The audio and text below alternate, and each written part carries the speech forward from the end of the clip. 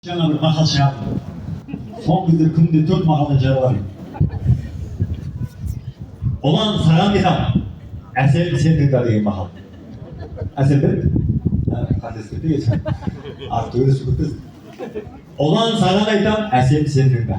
Қазақта ананы сыйламағанның ақылы кем, әкені сыйламағанның жақыны кем деген мақал бар екен қадірлі ағайын.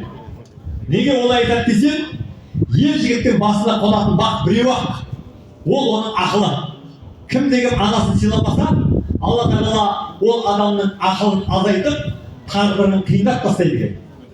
Неге әкені сыйламағанның жақыны кем деп айтады десем, кім деген әкесін сыйламаса, жанына жақындайтын жақындары болмай, ол жігіттің өткен өмірі өкінішке айналып, келешегі кемелсіз болады екен ғой қадірлі ағайын. Кім деген бақытты болғысы келсе, ата-анасын, әжесін сыйласын.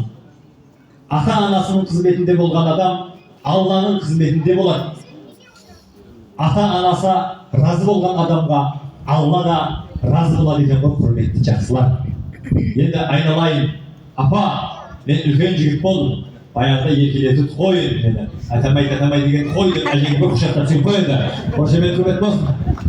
Ей, машалла. Бәрекелді.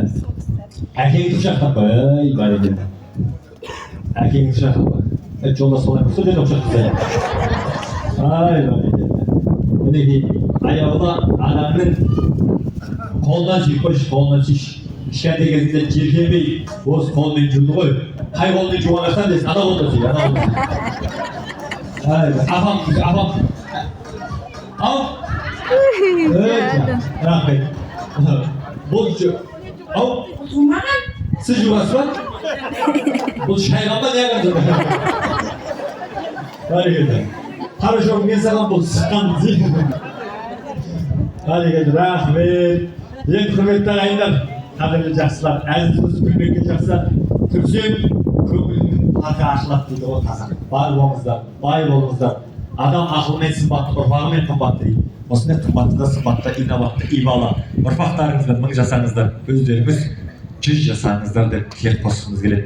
Енді келіннің бетін ашпай тұрып, үлкендерден бата сұрайық. Бата менен ел көгерер, жаңбыр менен жер көгерер дейді. Осы әулеттің, бұжыман әулетінің үлкендерін кесеңіздер, бата беріңіздер, шотал беріңіздер. Рахмет.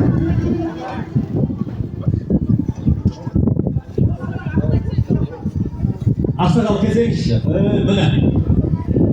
Менің жерлесім Бекзат Мөлтек ауданының тұрғыны, яғни жолдың астының тұрғыны.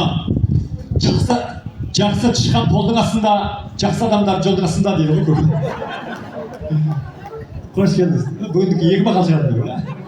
Жақсы атты 2 мақал шығарып отырсам нормально, тарихта қалатын сияқты ғой. Бәрекелді. Той құтты болсын көке. Иләһи аумин. Бата беріңіз. Мына келін түсіп отқан келін құтты болсын, құда қаласа. Осы шаңырақта әр уақытта той болып, өссін, өнсін. Ибалы, инабатты келін болсын, құда қаласа. Мынау ұлан балым, құда қаласа мына қосағыңмен қосаға. Осы шаңырақта әр уақытта тойға келе берейік. Амин. Ай, бәрекелді. Ниет қабыл, мұрат асыл болсын. Көке, жаңа қанша сағаныңызды білмеймін. Бүгінгі беташарда елді алға батамен сүйредіңіз. Қанша сағаныңызды білмеймін, 5 күн алдыңыз, в общем, күймедіңіз бұл көке. Алла разы болсын. Қолын астың табиғаты бөлек болады.